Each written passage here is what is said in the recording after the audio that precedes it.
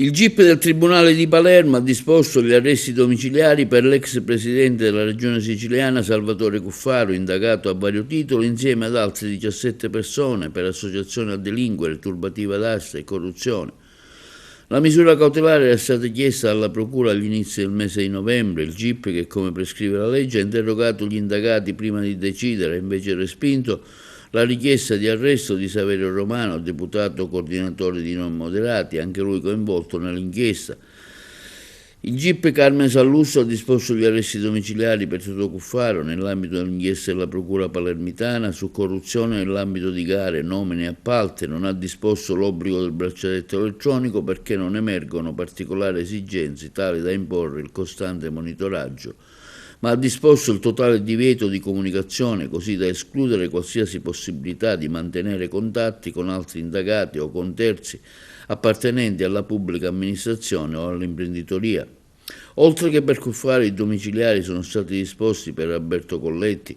manager dell'azienda ospedaliera Villa Sofia, Antonio Iacono, per l'ex braccio destro di Cuffaro Vito Raso. Il GIP ha invece deciso l'obbligo di presentazione alla Polizia Giudiziaria, mentre per Mauro Marchese e Marco Dammone l'obbligo di presentazione alla Polizia Giudiziaria e la misura cautelare interdittiva del divieto per un anno di esercitare attività imprenditoriali e uffici direttive di persone giuridiche. Per Antonio Abbonato, Ferdinando Aiello, Paolo Bordonaro, Alessandro Caltagirone, Giuseppe Di Mauro, Vito Fazzino, Sergio Mazzola, Carmelo Pace, capogruppo dell'Assemblea regionale siciliana della Democrazia Cristiana, Paolo Emilio Russo, Giovanni Giuseppe Tomasino e Alessandro Vetro, il GIP ha respinto la richiesta di domiciliari e non ha applicato alcun provvedimento cautelare.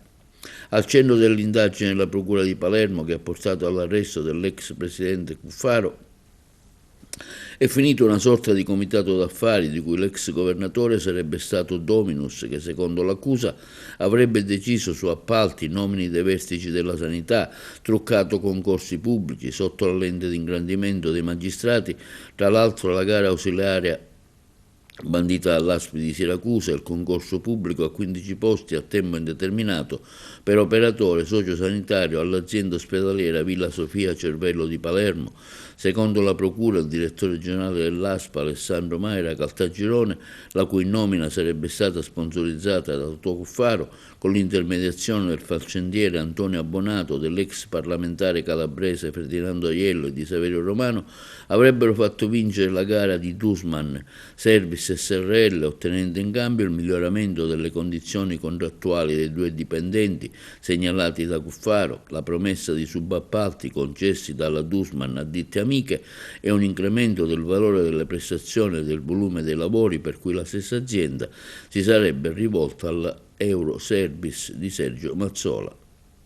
Per la Dusman avrebbero trattato con gli indagati Mauro Marchese, Marco Dammone, rappresentante legale e funzionario commerciale dell'SRL.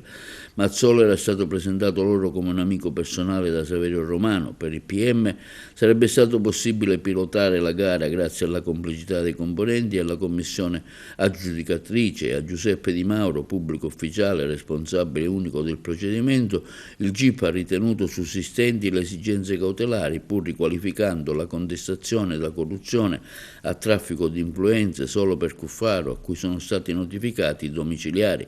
Per Marchese e Dammoni, per i quali è disposto l'obbligo di presentazione alla Polizia Giudiziaria, il divieto di esercitare attività di impresa per un anno.